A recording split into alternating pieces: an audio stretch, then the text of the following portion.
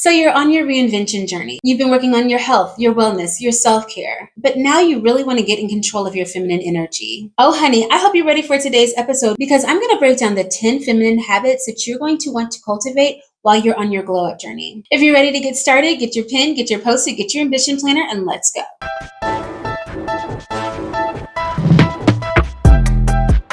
Hello, Ambition Babes. Welcome back to my channel. My name is Dion, also known as the Face of Ambition, across all social media platforms, and I am excited about another episode, sis, because today we're talking about our feminine habits. We're talking about protecting our feminine energy and the way that we show up, the way that individuals experience us, how we enter a room, how we take care of ourselves, the way that we nurture ourselves as well as others. And so I'm extremely excited about talking about feminine habits because this is something that we just need to be reminded of. We've all had a mama, grandma, sister, auntie that have taught us a little bit of etiquette, but every once in a while you need to be reminded of your feminine energy and to be able to show up as that woman every single day. If you're new here, I help women over 40 who are ready to reinvent themselves and prioritize self-care. And so if that is content that you're creating in this season of your life right now, make sure that you subscribe and give this video a thumbs up. It just lets the YouTube verse to recommend more of my videos to you and other women that are on their glow up journey. So honey, we have 10 tips to get into. So I'm going to go ahead and get started with tip number 1, which is to slow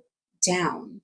Listen, honey, there is nothing more feminine than not rushing. In order to not rush, that means that you have to plan well. And you know how I feel about a planner. Have you ever seen the girl or been the girl who's running late for a meeting? She's driving all fast. She's running into the office. She's trying to pull herself together last minute. She's checking her makeup in the mirror, trying to make sure that she shows up presentable. But she looks tousled. She looks rushed. She looks out of breath. There is absolutely nothing feminine about that woman entering a room. But imagine the woman that planned out her commute, that knew exactly what she was wearing that day, knew exactly how much time with a little bit of a buffer for traffic on how long it was going to take for her to get to her desk. She's already worked out for the day. She's had her coffee. She's already had prayer and meditation. She's centered, grounded, and she looks good when she steps into a room. All of that happened the night before with just a little bit of planning. One of the major habits that I've started doing that has absolutely changed everything, I set a nighttime alarm for 9 p.m. When my alarm goes off at 9 p.m., I know it's time for me to start getting ready for bed. For me, that looks like tidying up my house. Sometimes I want to make sure that I have my lunch prepared for the next day. I'm going to start practicing my self-care. I'm going to get in the shower. I'm going to get my clothes ready for the next day. That may be rotting or tying up my hair, painting my fingernails, setting my room up to receive me for a good night's rest. This is also the time that I'm intentional about not being on social media. I like to turn off all of the distractions that have held me hostage through the day. This is the time for me to journal if I haven't already done so, to read my Bible, or maybe pick up a good book. I spray my bed with linen spray. I may light a candle. I make sure and spend some intentional time with my man. And I'm ready to get in a good solid 7 or 8 hours worth of sleep. In the morning, I feel refreshed, ready to take on the day. I already know what I'm going to do that day. I already have my gym clothes laid out. I know what I'm having for breakfast. I know what I'm wearing to work. My house is tidy, so I woke up to a clean bedroom. It just sets the tone for the day when you don't have to rush. I'm spending a little time on tip number 1 because I want you to imagine that woman. Imagine what her life is like. Yes, she has to get the kids up. She has to make the beds. She has to be able to get the lunches. She has a lot of morning responsibilities, but because the night before she took time to plan out her morning, she's just a little bit more patient. She has time, and she's very conservative with how she exerts energy. Because tip number 1 is so important, you know I'm going to tell you about using an ambition planner. You need to plan your day. Using the physical or digital planner, you need to be able to know exactly where I'm supposed to be. I've got boundaries around my day. I'm not going to rush to this next meeting because you called me and asked me if I could sit in on it. I know what I plan to do. I know what time I'm supposed to be there, and I'm not going to show up frazzled and unprepared throughout my day. I'm telling you, tip number 1 is a game changer because we have to operate in our masculine energy so much throughout the day. Being able to not rush, be intentional about your time, set boundaries, and make sure people are on your schedule as opposed to you being on theirs just helps you to be able to move throughout the day with ease. Tip number 2 is to focus on your nutrition. So some of you may know that I'm a vegetarian and I hate to step on your toes, but I'm about to talk about fried chicken and wings. There's just nothing feminine about eating fried chicken for lunch. I'm sorry, I already know y'all are gonna come for me in the chat, but hear me out. Having some fresh salad, putting your chicken inside of your salad,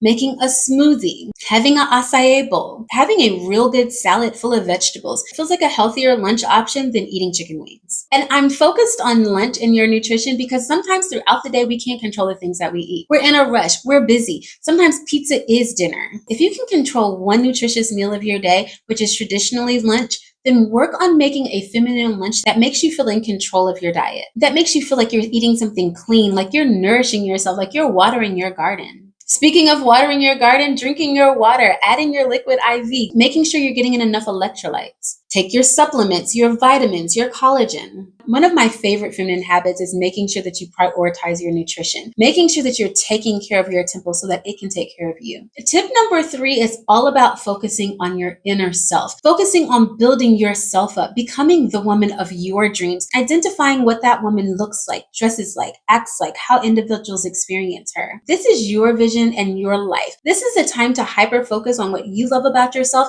and not being distracted by the opinions of others. Do what makes you feel good. Wear what makes you feel sexy. Spray on the perfume that makes you smell amazing. Do your hair and makeup the way that you want. One of the feminine habits that is just so intoxicating is for a woman to know exactly who she is. But that takes intentionality.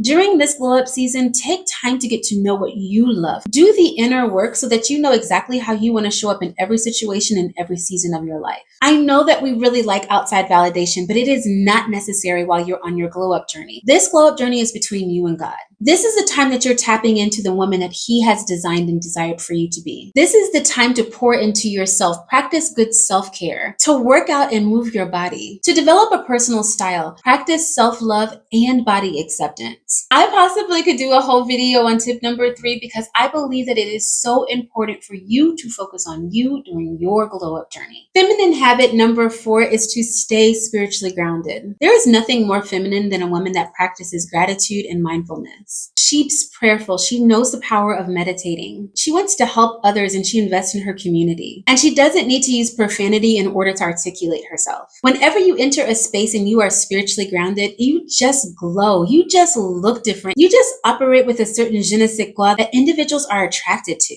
And it's because you're aligned with a divine power. That glow is something that you could never cultivate on your own, but it's something that is gifted to you from our Father. Number 5 should not come as a surprise to anyone who's ever watched any of my videos before, because number 5 is to be a lifelong learner. I'm telling you, there is nothing more feminine than a woman with a large vocabulary, who's up on politics and understands various cultures. Maybe she speaks a different language or enjoys trying international cuisine. She has amazing hobbies. She's always read something that is interesting that she's willing to share. She's never willing to settle for where she is, but she's always working to become her very best and highest self. I mentioned being a lifelong learner in every single video because I really think that there is nothing more feminine than a woman that believes in upward mobility. Now, I know that it's slightly controversial because it does tap into your masculine energy, but when everything is done with grace and intentionality, it can't help but to be done with feminine finesse. Habit number 6 is to be emotionally intelligent. You guys know how I feel about doing shadow work, going to therapy. Being self-aware and being empathetic to other individuals is a feminine habit that you can start to cultivate as soon as today. Be an active listener. Control the way that you speak to individuals. Make them feel heard and validated. Work on your inner self so that you show up as your most healthy and whole self in every situation. Tip number 7 is to have graceful communication. Now, I know we like to get a little loud and rambunctious sometimes, but we save that for the cookout. Using a soft and easy tone just makes individuals more attracted to you. They see that you're very mindful about the way that you communicate, that you're very thoughtful with your words, that just because you thought it doesn't mean you have to say it. Being a graceful communicator means that your body language conveys confidence. You have great posture. You know how to sit with pants on and with a dress. You've mastered the art of diplomatic disagreements. Just because we disagree doesn't mean we have to be fussing, cussing, and all in the street. Improving your communication style, skills, and posture is just one additional feminine habit that you can start as soon as today. Number 8 is that you nurture your relationships. I know that it hurts that the relationships that you had that didn't work out. I know that you may not even be on speaking terms with your mama, your sister, or your best friend. But relationships that matter to you deserve nurturing. There is absolutely nothing more feminine than practicing forgiveness and compassion. I know that those can be humbling things to do. It is okay to decide to forgive someone and set up appropriate boundaries so you don't allow yourself to be hurt again. It's so feminine to send the card, send the gift, be present for the event or celebration. Nurture the friendships and relationships that you have, and be the supportive friend that you would want someone to be to you. Number 9 is to keep a clean environment. My husband always says you can tell how clean a woman is by how clean her car is. Now, I'm not coming here to judge you if your car is not clean, but it is something extremely feminine about a woman who keeps a clean and tidy home. One of the feminine habits that you can start to develop is to touch it once. This is a concept that my mom taught me a long time ago, and it's super easy to do. If you take off your shoes, put them away. If you use the glass, put it in the dishwasher. Once you take off your jacket, hang it in the closet. When you're getting out of your car, pick up the empty Starbucks cup. Touch it once. Being able to touch the item one time and put it away just helps you to be able to keep your space neat, clean, and orderly. I know, we got kids, we have responsibilities, we get busy, but it's also super feminine to make those children do chores. Last time I checked, you were not nanny fine. Wait, did nanny fine clean? Or was she just taking care of the kids? But you know what I mean. It's not all your responsibility to keep your home clean, but you can do your part. Make sure that you have a cleaning routine, keeping things on a schedule as to when you're going to clean it. Every single Friday, you clean the tub. Every single Sunday, you wash the sheets. We vacuum on Wednesdays before we go to work. We dust and wash the mirrors during commercial breaks. Keeping your home clean is not something for anybody else except for you. It feels so great to walk into your home after a long day of work and your house smells good and looks amazing. Do it for you. Light the candle for you. Plug in a Glade for you. Put the dishes where they're supposed to go for you. Put the food away after you finish eating for you. This is just one small habit that makes you feel like that woman every single day. And number 10 is that no is a complete sentence. I say that with a smile because here's the deal. Everything that I just told you to do is absolutely negated whenever you don't have balance. When you don't prioritize your priorities. When you're not intentional about your communication and your time. You are only one individual who is trying to change the world and raise some children. Therefore, you have got to master the art of saying no. The moment that you say no is your opportunity to give notice to the world that I'm going to do the things that align with my values and I am reclaiming my time and energy. I know that there are things that you have to do. I know that there are commitments that you have to make. But if you don't, there's nothing more feminine, more sexy, more empowering than just saying no. Oh sis, I hope that you enjoyed this episode and you feel more empowered and more feminine with the habits that I've offered you. If you have any additional habits that you would like to share, make sure to meet me in the comment section below. I love chit-chatting in the comment section about things that you have found that have really helped you on your glow up journey and feminine habits that you would like to share with our community. Don't forget to give this video a thumbs up if you enjoyed it and make sure that you share it with your mama, your auntie, your sister, and your best friend. Until our next episode, I pray that you are well and that you're doing something every single day to reach your most ambitious goals.